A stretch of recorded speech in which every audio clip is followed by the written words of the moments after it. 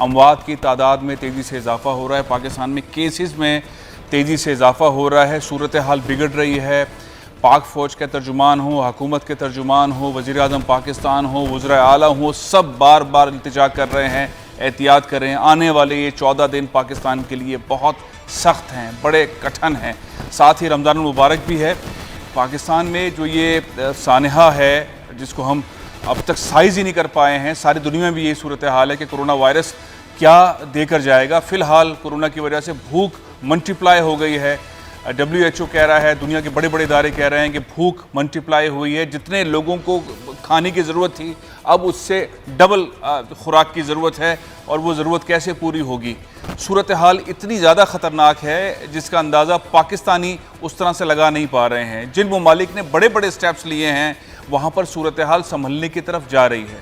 हमने देखा अमेरिका के अंदर मुजाहरे भी हुए हैं। सबसे ज़्यादा इस वक्त दुनिया के अंदर अगर कहीं पर लोग हलाक हुए हैं, जहाँ बाक हुए हैं, तो वो अमेरिका है। तकरीबन अमेरिका के अंदर जो जहाँ बाक होने वाले अफराद की तादाद है वो 53,000 के लगभग है। दुनिया भर में 2 लाख से ज़्यादा लोग इसमें जहाँ बाक हो चुके हैं। इटली में 22,000 जहाँ बाक हुए हैं। फ्रांस के अंदर तकरीबन 22-25 हज़ार जहाँ बाक हुए हैं। सूरत हाल तेज़ी से बिगड़ रही है, लेकिन एक बहुत बड़ी डेवलपमेंट ये हुई कि जिन ममालिक ने अच्छे स्टेप्स लिए थे वहाँ पे एक स्नैरियो डिफरेंट तरीके से भी देखने में आया है। एक तरफ पाकिस्तान है जहाँ पे अल्टीमेटम दिया गया है कि आइंदा 14-15 दिन बहुत सख्त हो सकते हैं, लेकिन हमने देखा कि दुबई के अंदर जहाँ बहुत पाबंदी थी, इतनी सख्त पाबंदी थी कि अगर किसी ने बाहर जाना है तो उसने ऐप के ऊपर अपनी रिक्वेस्ट डालनी है और उसको रिक्वेस्ट अप्रूव होगी तो वो घर से बाहर निकल सकेगा। तो ये एक बड़े टाइट किस्म का एनवायरनमेंट दुबई के अंदर था। सज़ाएं भी बड़ी सख्त थीं, लेकिन कल हमने देखा कि दुबई के हुकाम ने उसको खोला और एक तरीक़ेकार के तहत खोला। मॉल्स को भी खोला, 30% लोग अंदर जा सकते हैं।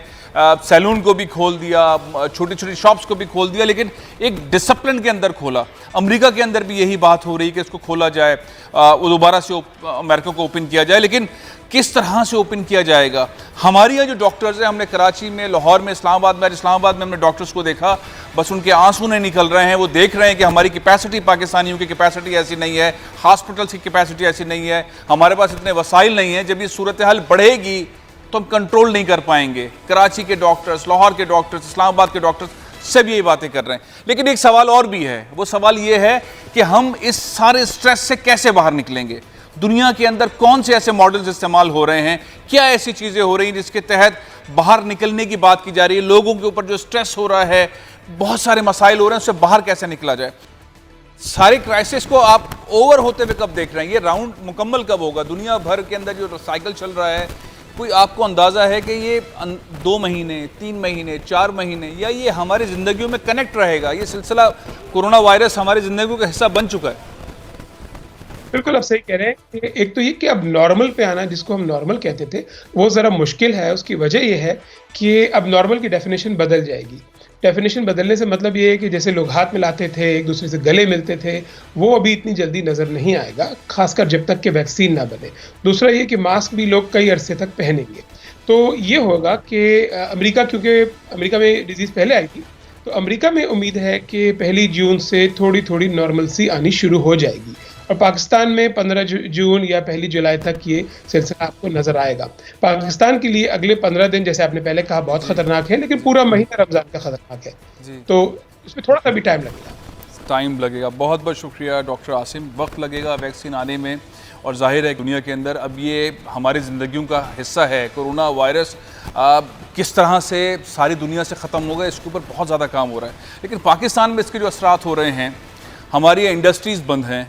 एक मुल्क के एक हिस्से के अंदर इंडस्ट्रीज़ चल रही हैं। फैसलाबाद में, गुजरावाला में, सियालकोट में, लाहौर के अंदर इंडस्ट्री बेहतरीन अंदाज में चल रही है। पंजाब हुकूमत ने सनतकारों को बेहतरीन सहूलत दी, SOP दिया, आप अपना काम करें और एहतियात से काम करें, इस पे अमल दरामद करें। सिंध, जहाँ पे सबसे ज़्यादा इंडस्ट्रीज़ हैं, कराची में, वहाँ पे पैसे चलने की भी इतलात हैं, SOPs भी नहीं बन रहे हैं, मारकुटाई भी हो रही है, गिरफ्तारियाँ भी हो रही हैं, जेलों में भी डाला जा रहा है, फिर जमानतें भी हो रही हैं, मुजाहरे भी हो रहे हैं। टेबल पर बैठकर खामोशी से एक NOC देकर उस पर एग्जीक्यूशन वाला मरहला नहीं हो रहा, और बहुत अजीब व गरीब किस्म की बातें हो रही हैं और अभी तक हो रही हैं।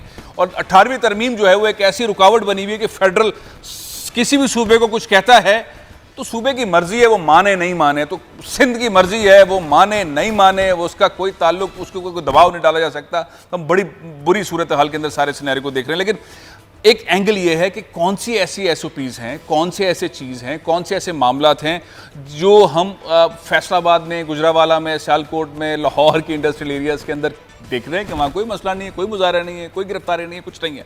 ये तमाम चीज़ें आखिर क्या है, एक इस मौजू पर बात करनी। दूसरा ये है कि पाकिस्तान का सबसे बड़ा शहर कराची, यहाँ पे सियाहत की बहुत सारी अपॉर्चुनिटीज़ होती हैं, बहुत सारे मामलात होते हैं। एक जगह है कीमाड़ी, वहाँ पर टूरिस्ट के लिए ज़बरदस्त किस्म की कल्चरल किस्म की बोर्ड्स हैं, वो मनोड़ा जाते हैं, आते हैं हज़ारों की तादाद के अंदर। तकरीबन 3-3.5 लाख लोग जो कराची के मछेरे हैं और ये मनोड़ों पे काम करने वाले, जो बोर्ड्स पे काम करने वाले लोग हैं, ये लॉकडाउन है। बहुत बुरी सूरत हाल है उनकी। क्यों बुरी सूरत हाल है उनकी? उनको जो जजीरे में रह रहे हैं, बाबा भिट में, वहाँ पे खुराक का आना जाना एक मसला है, पानी पहुँचाना एक मसला है। इसके लिए कोई एसओपी बनेगी? ये जजीरों में रहने वाले लोगों को राशन कैसे मिलेगा, इनकी ज़िंदगियाँ कैसे चलेंगी, वहाँ पे बिजली के मामलात, पानी के मामलात, ओवरऑल सूरत हाल बहुत ख़राब है। और ऐसे इलाकों की सूरत हाल वाकई बहुत ख़राब है, दर्दमंदाना सूरत हाल है। वहाँ पर फौरी तौर पर रिलीफ की ज़रूरत है। सिंध हुकूमत करेगी, रिलीफ देगी, या फिर वफाकी हुकूमत की वजारत port and shipping Ali Zaidi साहब करेंगे। दो पार्टीज हर जगह पे आमने सामने आ जाती हैं और दोनों की सियासत की वजह से बुरी तरह कुचला जाता है आम तबका, वो बिजनेसमैन हो, वो मछेरा हो, वो टूरिस्ट बोट्स वाले लोग हों, कोई भी हों। मेरे साथ इस वक्त बैठे हुए हैं, हमारे साथ स्टूडियो में फैज़ान मंगवानी साहब हैं, ये सदर हैं पैसेंजर बोट्स एसोसिएशन कीमाड़ी के। अस्सलाम वालेकुम फैज़ान। फैज़ान, मुझे बताइए कि मसाइल क्या हैं? जो जितना मुझे मालूम था मैंने निशानदेही की। मसला क्या है? सिंध हुकूमत ताउन करना चाहती है कि भाई बोट्स के हवाले से एसओपीज़ यूँ और बोट्स चलें। वफाकी हुकूमत काम करने नहीं देना चाहती, केपीटी हुक्काम काम करने नहीं देना चाहते, अली जैदी साहब जवाब नहीं देते, वादा करते हैं। यही सूरत हाल है, क्या सूरत है?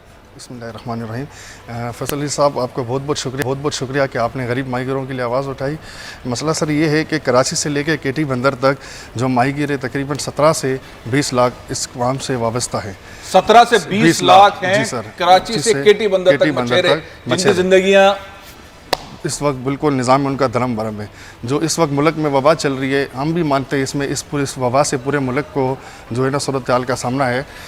इसमें हमारे जो माइकर हैं, ये लोग जो एसओपी के हम जो मुतर ऊपर, इसमें मैंने इनसे रिक्वेस्ट भी की थी। हमारी सिंध गवर्नमेंट ने इन पर जो है ना एसओपी भी बनाया और लेटर भी जारी किया है, लेकिन वफाकी गवर्नमेंट इस पर जो है हुकूमत ने लेटर निकाल दिया। जी, सिंध हुकूमत में लेटर निकाल दिया। उस एसओपी के तहत क्या करना है? उसमें सर उन्होंने एक छोटी सी शर्त रखी है कि एक बोट पे 5 बंदे जाएँ। तो हमारे जो इलाके हैं सर, ये बहुत गुंजान इबाद इलाके हैं, जैसे कि हमारी हो गया, लियारी, खड्डा मार्केट, बल्दिया हो गया, यूनसाबाद, तो इसलिए सारे गुंजान आबाद इलाके तैयार हैं कि एक बोट में 5 बंदे जाए, कोई मसला नहीं है? नहीं सर, इस पर हमने इनसे ये रिक्वेस्ट की है कि इस वक्त हमारे इलाके में बहुत रश है। अगर इस एक बोट में, हमारी बोट जो 110-120 फुट की है, इसमें कम से कम 15 से 20 बंदे अगर ये लोग भेज दे बाहर, तो ये कॉन्डिशन में भी चले जाएंगे। ये तो कोई बात ही नहीं है। इसमें आप इस पे ताउन करें ना खुद से। सर, इनमें हम ताउन करें। इनमें छोटी बोट भी है जो ये 12 घंटे के लिए दे रहे हैं ना, इनमें हमें चाहिए कम से कम ये अगर 15 दिन के लिए डायलॉग चल रहा है, डायलॉग चल रहा है। एसओपी निकाला, उस पर बातचीत करें। वफाकी हुकूमत इस पर ताउन नहीं कर रही।